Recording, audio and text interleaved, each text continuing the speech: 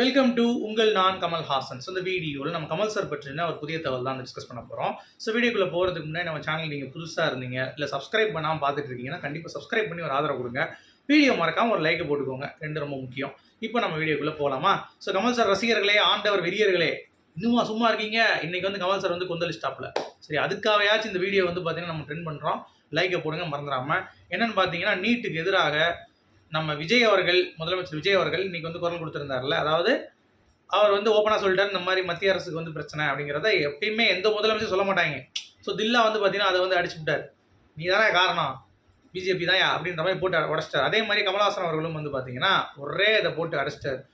அந்த குழந்தைங்க எப்படிலாம் கெஞ்சிச்சு முதல்லாம், அப்போல்லாம் விட்டீங்க.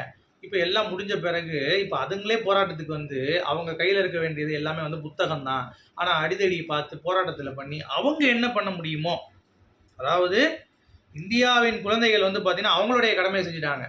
நீங்கள் அதாவது ஆளுகிற அரசு பிஜேபி, நீங்கள் என்ன பிடுங்க போகிறீங்க அப்படின்ற மாதிரி நாக்கு பிடுங்குற மாதிரி வந்து கமல்ஹாசன் அவர்கள் பிஜேபிக்கு எதிராக வந்து கொந்தளிச்சிருக்கார் அப்படிங்கிறது பார்க்க முடியுது.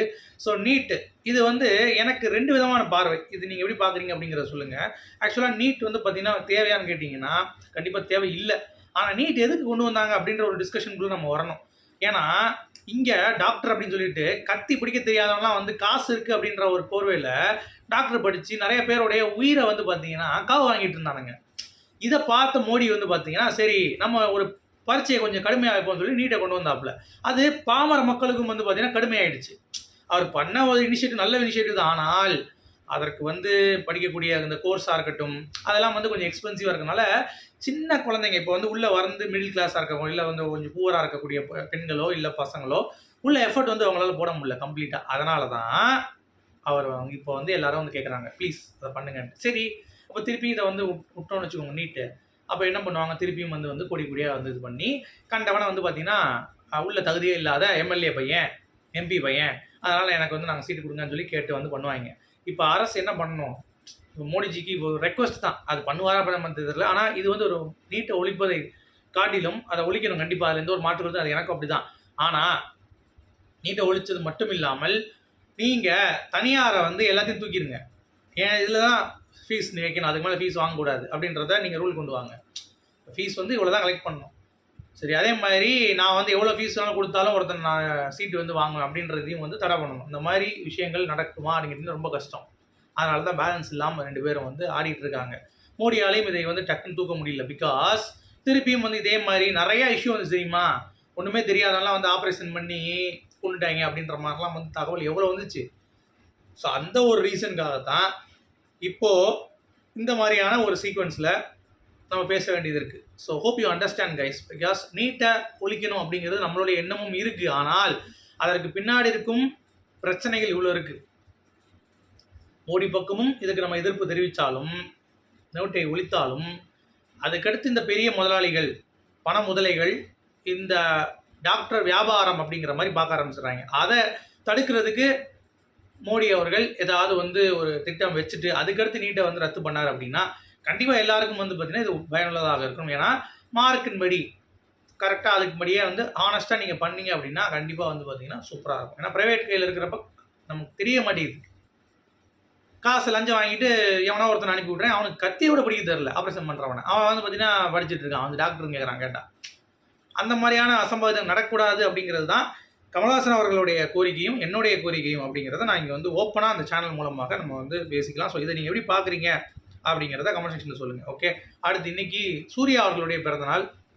சூர்யா வந்து பார்த்தீங்கன்னா விக்ரம் படத்துக்கு வந்து கேட்குறப்ப ஃபஸ்ட்டு வந்து பார்த்தீங்கன்னா அமிதாப் பச்சனை கேட்டிருக்காங்க. அமிதாப் பச்சன் வந்து ஐயோ எனக்கு ஹிந்தியில் தான் பேசுவேன் இருக்காரு. உடனே கமல் சார் சொல்லியிருக்காரு இல்லை தமிழில் தான் நீங்கள் பேசணும் டைலாக்னோடனே இல்லை நான் பண்ண மாட்டேன்ட்டார் போல். அடுத்து வந்து எங்கன்னு சொல்லி எதுக்கு இன்னொருத்தனெலாம் கேட்டுட்டு நம்ம வந்து பார்த்தீங்கன்னா இறக்கிறோம் நம்ம சூர்யாவன்னு சொல்லி கேட்டிருக்காங்க. உடனே நான் பண்ணுறேன்னு சொல்லிட்டு ஒரே நாளில் முடிச்சு கொடுத்து போயிட்டார். சம்பளம் கூட வாங்கலையாம். கமல் சார் வந்து இதை வந்து ரொம்ப பெருமையாக பேசியிருப்பார். என்னன்னா என் தம்பி சம்பளம் வாங்காமல் போயிட்டார், பட் இருந்தாலும் நான் ரோலெக்ஸ் கொடுக்குறேன்னு சொல்லிட்டு அவருடைய யூஸ் பண்ண ரோலெக்ஸ் வாட்சை வந்து பார்த்தீங்கன்னா கிஃப்டாக வந்து சூர்யாவுக்கு வந்து கொடுத்துருந்தார். ஸோ அது மிகப்பெரிய ஒரு விஷயமாக சூர்யா அவர்கள் வந்து நெகிழ்ந்து பேசியிருந்தார். பா இதெல்லாம் கொடுக்க வேண்டிய அவசியமே கிடையாதுப்பா, அப்படிப்பட்ட ஆக்டர் அப்படின்ற மாதிரி. கரெக்டாக அப்படிப்பட்டவருக்கு இன்றைக்கி பிறந்தநாள், அவருக்கு ஒரு வாழ்த்துக்கள் தெரிவிக்கலாம். இன்னொன்று கருப்பு படம் வந்து பயங்கர ஹிட் ஆகிருக்கு. 100 கோடி கிளப்புக்கு சூர்யா வந்து இணைஞ்சிட்டார் அப்படின்றதுனால அவருக்கும் ஒரு வாழ்த்துக்கள் நம்ம சொல்லிடுவோம். Okay, happy birthday Suriya. உங்கள் நான் கமல்ஹாசன் சேனல் சார்பாக நம்ம வந்து பாராட்டுக்கள், அவருக்கு வாழ்த்துக்களும் வந்து தெரிவிச்சுக்கலாம் அப்படிங்கிறது தான். சரி, இப்போ அடுத்து குஷ்பு செம்ம டான்ஸு. மைக்கேல் மதுரை காமராஜர் பாட்டுக்கு. அப்படியே ஆடுறாங்களேப்பா, துள்ளலோட ஆடுறாங்களேப்பா, இன்னும் அப்படியே இருக்காங்களேப்பா அப்படின்ற மாதிரியான கமெண்ட். நானும் பார்த்தேன் போய். பார்த்தா அந்த பேர் வச்சாலும் சாங்க்கு வந்து ஆடிருக்காங்க. நிஜமாவே சொல்கிறேன், ரொம்ப சூப்பராக இருக்காங்க. குஷ்பு பார்க்குறதுக்கு ஏடா அது குஷ்பு அப்படின்ற மாதிரியே இருக்குது. அவங்க வயசாகுமா ஆகாதா அப்படிங்கிறது தெரியல. அப்படியே தான் இருக்குது. ஃபேஸ் மட்டும் பார்த்தீங்கன்னா ரொம்ப ஒல்லியாக தெரியுது. ஆனால் உடம்பு வெயிட் லாஸ் பண்ணியிருக்காங்க போல தெரியுது. ஆனால் டான்ஸ் வந்து பார்த்தீங்கன்னா சூப்பராக இருக்குது. அந்த கிரேஸ், குஷ்புடைய கிரேஸ் வந்து குறையவே இல்லை அப்படிங்கிறது பார்க்க முடியுது. அடுத்து ஹை அப்படின்ற படம்.